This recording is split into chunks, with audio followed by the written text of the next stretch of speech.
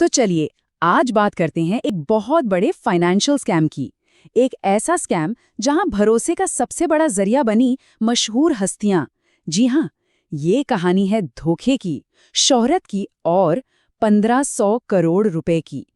तो आज हम क्या क्या देखने वाले हैं। सबसे पहले सितारे इसमें कैसे फंसे, फिर ये पूरा स्कैम काम कैसे करता था, इसका जाल दुनिया भर में कैसे फैला हुआ था, कानून अब क्या कर रहा है, और सबसे जरूरी बात, भरोसा, शोहरत और पैसा, इनका आपस में क्या कनेक्शन है। तो चलिए शुरू करते हैं इस कहानी के सबसे हाई प्रोफाइल हिस्से से, यानी मशहूर हस्तियों से। आखिर ये बड़े बड़े नाम इस जांच के घेरे में आए कैसे? देखिए, इस मामले की गंभीरता को समझने के लिए कानपुर के पुलिस कमिश्नर रघुवीर लाल का बयान काफी है। उन्होंने साफ कहा कि इन हस्तियों से पूछताछ जरूरी है ताकि ये पता चल सके कि इनका इस पूरे मामले से क्या और कैसा कनेक्शन था। और जिन बड़े नामों को पूछताछ के लिए बुलाया गया है उनमें शामिल हैं प्रोफेशनल रेसलर द ग्रेट खली और एक्टर सोनू सूद। हाँ, एक बात साफ कर दें, ये सिर्फ जांच का एक हिस्सा है, अभी किसी पर कोई दोष साबित नहीं हुआ है। तो पूरा खेल क्या था?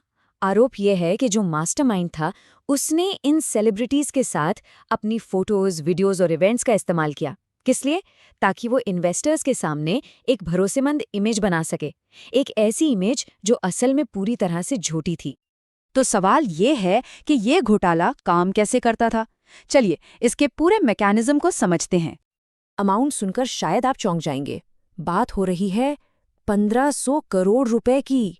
जी हाँ, 1500 करोड़ रुपए। मतलब अंदाजा लगाया जा सकता है कि ये फ्रॉड कितना बड़ा था और कितने लोगों की जिंदगी भर की कमाई इसमें डूब गई होगी। और इस पूरे खेल के पीछे जिसका नाम आ रहा है वो है रविंद्रनाथ सोनी, एक ऐसा शख्स जो खुद को एक बहुत बड़ा कामयाब बिजनेसमैन बताता था।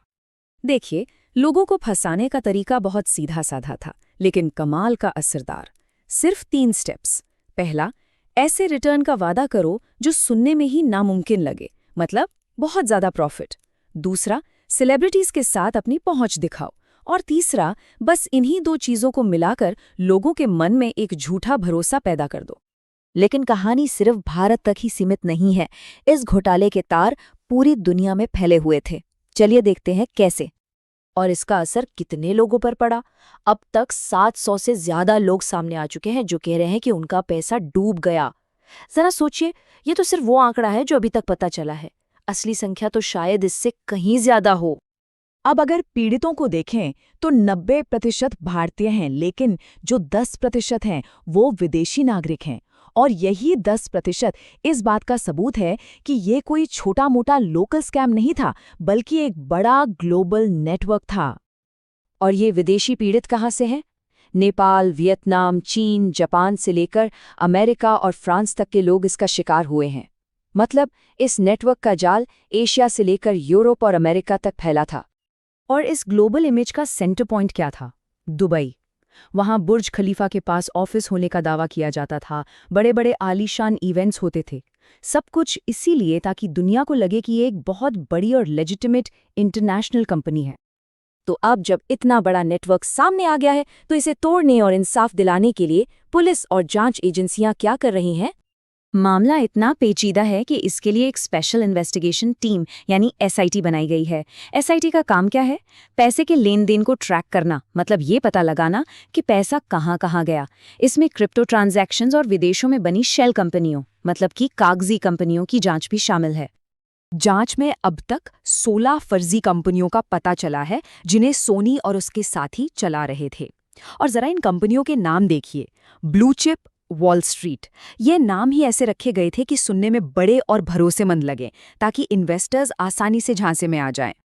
लेकिन इस कहानी में कई किरदार अभी भी फरार हैं, कई बड़े सहयोगी गायब हैं। एक साथी सुरेंद्र नाथ दास के खिलाफ तो इंटरपोल ने वारंट जारी कर दिया है और पुलिस जॉर्ज नाम के एक सलाहकार को भी ढूंढ रही है, क्योंकि माना जा रहा है कि उसके पास इस पूरे स्कैम के बहुत जरूरी डिजिटल रिकॉर्ड्स हैं। तो चलिए अब इस पूरी कहानी के सबसे अहम सवाल पर आते हैं। विश्वास, शोहरत और पैसा, आखिर इन तीनों के बीच इतना गहरा रिश्ता क्यों है?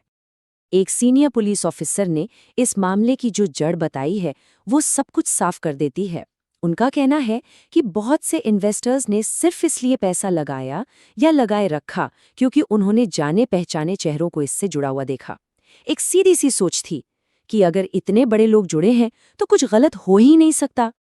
और ये एक बड़ा विरोधाभास है। दुनिया के सामने इमेज क्या थी? एक पावरफुल इंटरनेशनल फाइनेंसर की। लेकिन असलियत में क्या हो रहा था? करोड़ों रुपए परिवार वालों के अकाउंट्स में ट्रांसफर हो रहे थे। मतलब जो दिखाया जा रहा था और जो हो रहा था उसमें जमीन आसमान का फर्क था। तो ये पूरा मामला हमें एक बहुत बड़े सवाल के साथ छोड़ जाता है। आज के इस दौर में जहां इन्फ्लुएंस ही सब कुछ है, जहां किसी जाने पहचाने चेहरे को देखकर ही भरोसा कर लिया जाता है, वहां आखिर जिम्मेदारी किसकी है? ये एक ऐसा सवाल है जिस पर हम सबको सोचने की जरूरत है।